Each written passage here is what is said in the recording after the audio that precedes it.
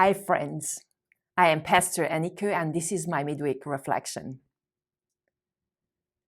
One of the early special memories from my international student days here in the US is connected to Thanksgiving, the holiday that we are going to celebrate next Thursday. This holiday has become special for me early on because every 4 years it coincides with my birthday, which is on November 27th.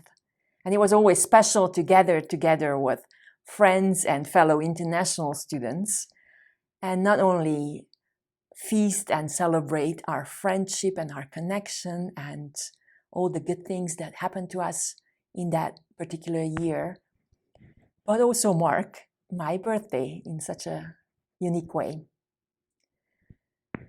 But as many of you know, I love history, and along the years, I also learned that this beloved tradition in this country has a complicated history. We now know that there was probably no Thanksgiving feast in November of 1621, that the Native American tribe in the Plymouth area, the Wampanoag tribe, came to the colony not upon the invitation of the pilgrims, as legend has it. They came because they supposedly heard the multiple gunshots that were taking place there as part of this rejoicing, this party that included feasting and drinking and playing games like target shooting. The Wampanoag tribe members came because the previous spring they established a mutual self-defense pact, and they wanted to honor their part in that treaty and come to the defense of the pilgrims who they thought were under attack. They ended up staying for 3 days and joined in this rejoicing, in the feasting, but they were not eating any of the what we now know as traditional Thanksgiving foods. For one, there were no potatoes. They may have eaten some wild turkey, but most likely they had a lot of fish and eels and shellfish, and the traditional Native American cornmeal mixed with vegetables and meats.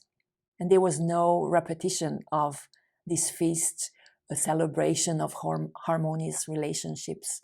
Historians show us that the relationship between the Wampanoag tribes and the settlers, the early colonizers, deteriorated in mere decades, and there were huge massacres like the 1675 so-called King Philip's War, where at least 700 Wampanoag tribe members were killed.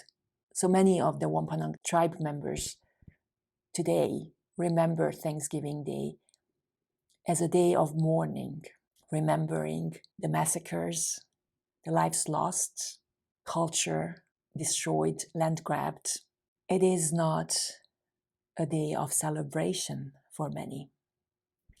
The way we came to know Thanksgiving today has come about almost 200 years later.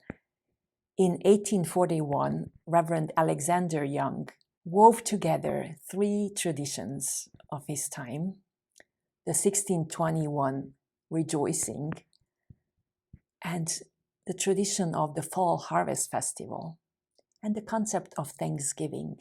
And as one historian puts it, with a 4-line throwaway gesture, he started a tradition. But it was the author of the beloved children's line, Mary Had a Little Lamb, Sarah Josepha Hall, who was a significant influence in persuading President Lincoln to declare Thanksgiving as a national holiday.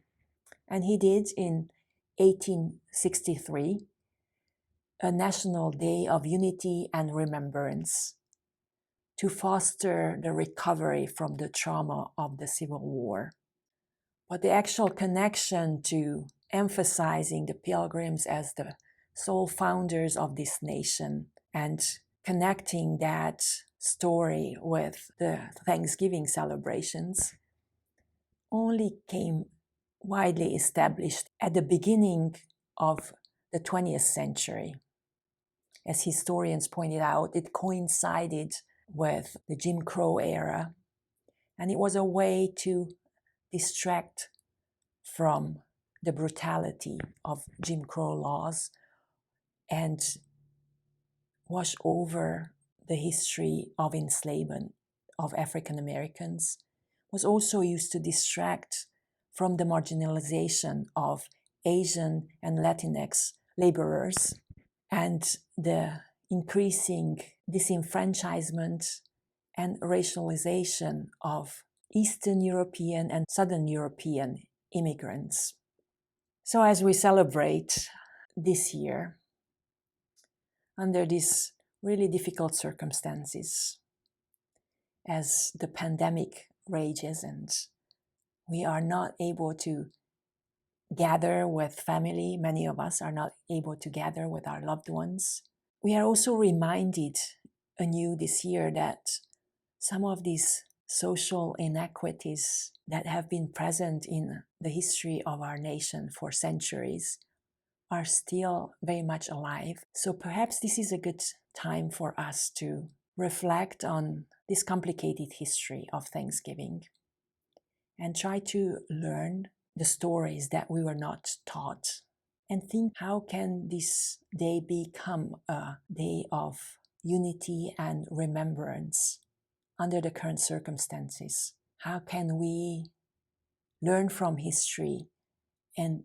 learn to respect all people of this land, to recognize the harm done, to start envisioning together ways in which reparation can be done?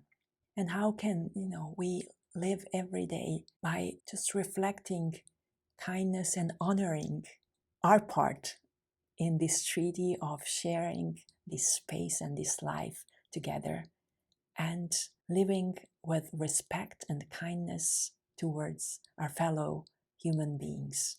May this year's celebrations be truly one of introspection, of learning, and of envisioning a better future.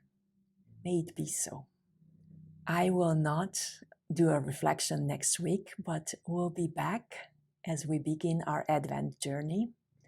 I will see you on Sunday, and in the meantime, take care and be safe. Love you.